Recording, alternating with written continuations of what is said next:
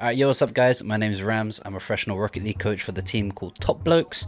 And welcome to my video series I am doing called Why You Should Support. This series is aimed at those who are currently maybe focusing on Rocket League esports, newly discovering Rocket League esports, or maybe you've just accidentally stumbled across this video and you want to just have an idea of who you could possibly support if you ever catch yourself watching some Rocket League. So today we're going to be talking about none other than Team BDS. Now, if you are a fan of Rocket League esports, you already know exactly who this team are because they've won a lot of events this split.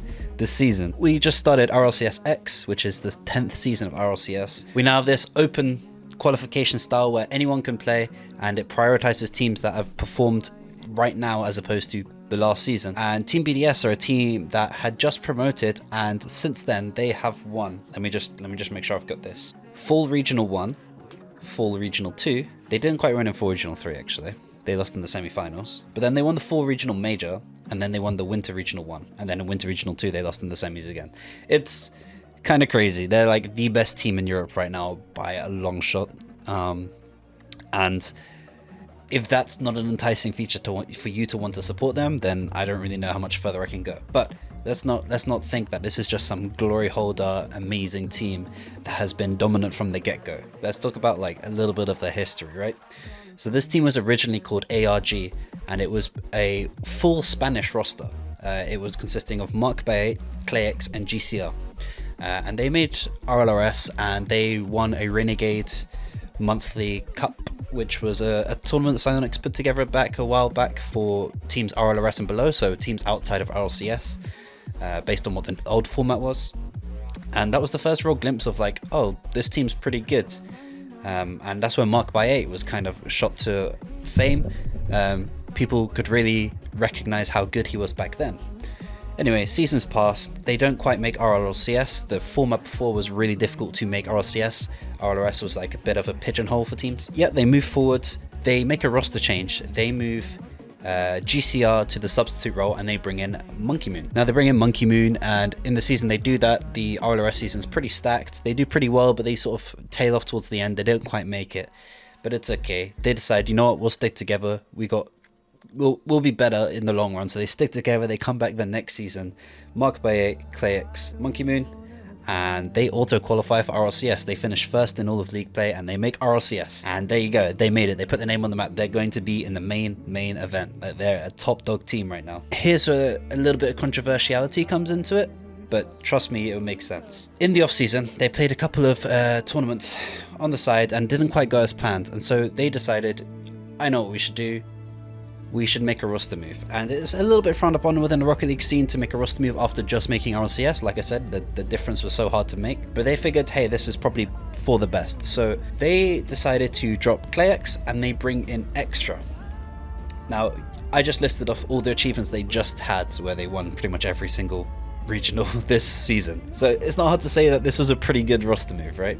So let's talk about Extra just for a second. So Extra was a up-and-coming French player who he kind of got his notoriety through some DreamHack tournaments, playing alongside Tigri and Ocelon, which that team was actually meant to be Fadeaway, but I believe iIgnite couldn't play, but that was that team. They got picked up by AS Monaco, and then they promoted to RLCS through the first place, I believe. They promoted to RLCS, Tigri, Extra, and iIgnite. And in that first season in RLCS they had together, didn't go quite to plan. They went 0-9, and so a lot of people looked at that team, and the team was like good. And obviously, bear in mind this is against the top dog, so it's not like they're a garbage team. And you could see like the players were fine, and you could definitely see there was potential in Extra, but it just didn't work in that season, and they didn't win a single series. So that was alarm bells. But Team BDS saw through that and thought, this Extra guy is pretty good. I know Monkey Moon, who's also French, happens to be pretty good friends with Extra, decides to bring him along. Well, I mean, I guess the rest is history. They have been dominant throughout all of Europe. In a season where everyone thought that Team Vitality was going to be the top dog and no one was going to get anywhere near them, well, they shut them up in Regional 1 and just went, nope. They have just won everything, and that team is so entertaining to watch. They're so fast, they're dynamic, each player is so individually great. Monkey Moon is probably one of the best players in the world right now, if not the best player in the world, 100% in Europe. It's just kind of a no-brainer if you want to support like a really exciting, really dominant team. Team BDS is going to be who you want to be. Like I mentioned, Monkey Moon and Extra are 2 French powerhouses right now. And it kind of goes along the lines of what the 3 main dominant regions are within RLCS right now in Europe. You have France, Spain, and England are the three dominant nations, I should say. And this team consists of 2 French players and a Spanish player, whilst having Spanish roots and then picking up French players. So they're way ahead of the curve on what's actually being meta right now in Rocket League, and it's definitely paying off. So if you're a French player, Spanish player, or Spanish viewer, French viewer, this is a team that you can think, I have some affinity towards, and they're just incredible. So this is why you should support Team BDS. I want to leave a little bit of space here. I just want to chuck in a few of their coolest clips, some of their best goals throughout the season so far, just so you can get a glimpse of just how good they are and how good some of these players are.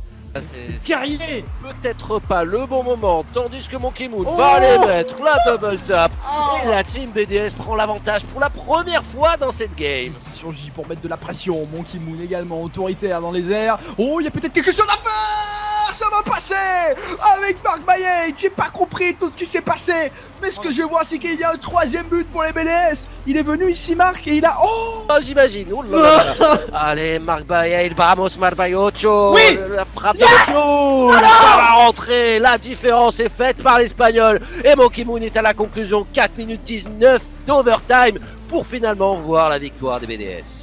Mais comment on a fait pour gagner celle-là? One question mark is on BDS is that lately the results haven't been as dominant as they were at the beginning of the season. They've started to potentially falter, or maybe teams are catching up. I know, you know, in this past winter regional, they lost to like a really good team. There's a potential that teams are catching up, but they're still, when it matters, they pull it out and they leave it. And at this point, I believe they're on 2,000 RCS points. They're almost guaranteed a spot at Worlds, unless they could probably take the entirety of the 3rd split off and still make Worlds comfortably. So that's how dominant they've been compared to the rest of the scene. And that's pretty much all I really need to say about Team BDS. If you guys enjoyed this video, make sure you comment, like, and subscribe. Do all the lovely jazz to help me out, help support the channel. Let me know down below if there are any teams that you want me to talk about next. I'm going to focus on Europe for the time being, just because it's closer to home for me. Something a lot easier for me to do. And like I said, I just want to get the content flowing. I'm sure we'll get onto North America soon. I know there's plenty of you guys that are like Energy, Envy, SSG fans, all want me to go through it, and it will come, I promise. Alright, peace.